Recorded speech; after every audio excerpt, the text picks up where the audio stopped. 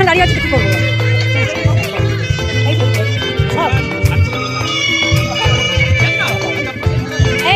খাওয়াকে এতক্ষণ কেউ আর আয় বলছে না। আয় বলো, খাওয়াকে এতক্ষণ কেউ আর আয় বলছে না।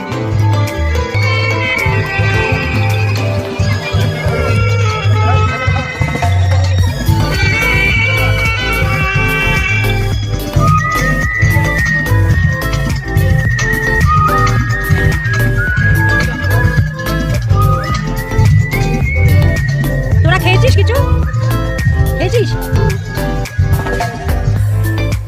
তোমরা খেয়েছো তো? হ্যাঁ, খেয়ে নিও।